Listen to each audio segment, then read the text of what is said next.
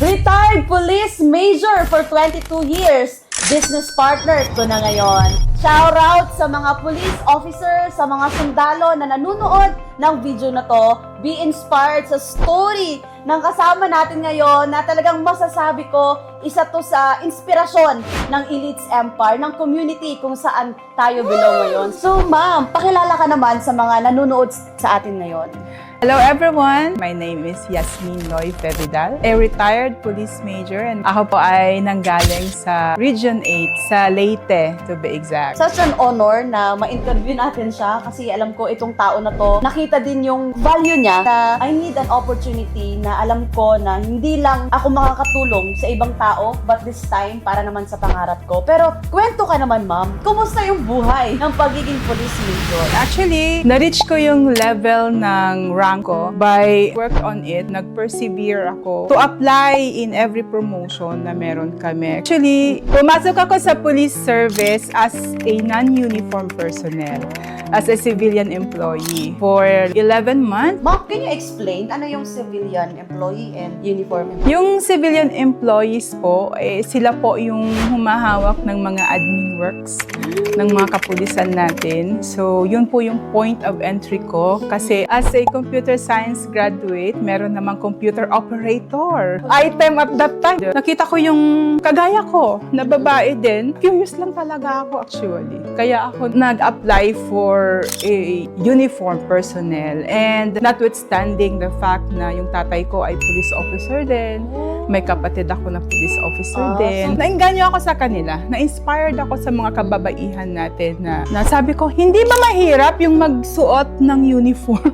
Kasi di ba you can see, ang daming paraphernalia na nilalagay. O sabi ko, na-curious ako and timing na merong quota. At that time, 100 plus lang ata yun. And Ibig sabihin ng quota, only 100 available na pwede nilang i-hire. Parang ganun. oo, yun. As police officer. Amazing lang si ma'am. Kasi ang curiosity niya, yung pagiging police, no? Amazing. So ngayon, na nakapasa ka kaagad, so kumusta naman nung nandun ka na? Just like Braveheart, no, na isa ding police officer for 8 years na nandito sa community na ito. Siyempre, dumaan din tayo sa halos lahat ng aspeto ng trainings, no? Physical, mental, and you need to endure everything para sa ikakabuti ng serbisyo mo. Alam mo, naalala ko, ma'am, kasi my brother is also police. PO3 yung brother ko. Then before siya mag-training, parang I remember sa Mindoro ata. So nasa Mindoro siya. Then nakita ko yung video. Sabi ko, grabe pala talaga yung training. Pumupunta sila sa putikan, ng gulong. Tapos ang payat ng kuya ko noon. Sabi ko, ganito pala ang training ng police. Kaya saludo ako sa mga babae din na police. Kasi imagine, nakaya ng mind, your heart, especially body. Kasi yun ang pinaka-need i-prepare pa na police ka. May challenges ka ba na na-experience along the way sa pagiging police? Yes, ang dami. From the trainings, no, na hindi ka sanay, physical activities, yung first time mong mag-jogging ng ilang kilometro, mga 20 plus. Sabi, sa akin 5 lang, parang nilakad ko na pauwi, naghanap na ako ng taxi. Tapos kinabukasan, di ba, pag hindi sanay yung muscles mo, maninigas siya, halos hindi ka na makalakad, pero you need to go on and still exercise. And jog. Sabi nga nila, ma'am, ang training daw ng lalaki at ng babae is just the same. Yes. Walang excuses. Yes, tama po. Pag sinabing, kasi nasa isang quadrangle kayo and we wake up at like 3:30 a.m., call time na yan. Tapos, yung pinakauna namin is exercise. Kung sasabihin na 200 na push-ups, then you have to do it. Nagpa-push up ka ng 200? Opo, sit up ng umaabot ng 300. Bakit sa'yo? At least nakaya mo yon or wala nang choice, dito na ako. Oo, walang Tuloy ko na to, nandito na ako. Kasi for in every promotion that you have is an increase in your salary. Diba? And that's what's important for me as well. Kasi nga meron tayong binubuhay na mga anak. So, yun po. So sa 22 years mo, ano yung pinaka-major na na-experience mo doon? Kasi naniniwala ako na kahit hindi police or any background, in any industry, meron talagang moment sa buhay mo na bigla ka na lang magigising. Hanggang dito na lang ba? Experience mo yun? Actually, doon na na ako yung turning point ko. Nung nag-pandemic, parang na-realize ko, parang hindi na ako nag-grow.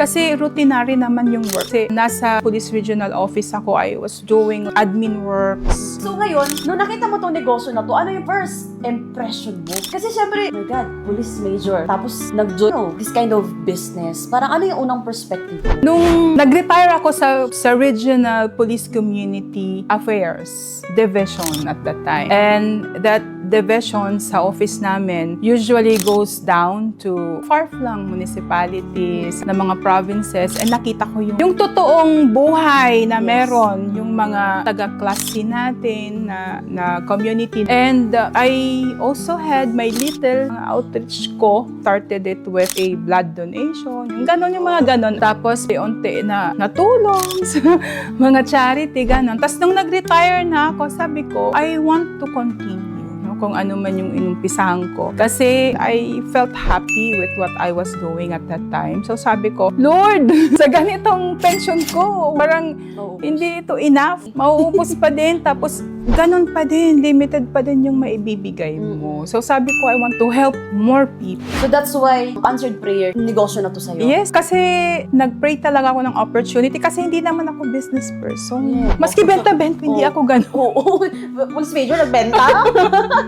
Yung time mo rin eh. Siyempre, sabi nga, the more na mataas ang rank, the more na you need to put more Wala kang time. Wala kang time sa trabaho. So ngayon, nandito ka na sa negosyo na to dahil sabi mo nga, now with this opportunity, makukontinue mo kung ano yung nasimulan mo sa buhay. So right now, magkano na yung total income ni Ma'am Yasmin? Sa last na pag-check ko, it's 491,000. 400,000 for almost 500,000. So, ano yung difference ng Yasmin noon na 22 years sa service sa ngayon na nandito ka na sa negosyo? Nung nandito na ako sa community, no, kasi it's not all about business ang tinuturo sa atin. Mas na-develop yung passion ko, yung empathy ko sa ibang tao. No? And what's amazing is that mas malaki pa yung kinita ko kaysa sa 1 month na pension So, magkano na ko. income mo? Magkano na income mo? As of this time, it's 62K. Wow!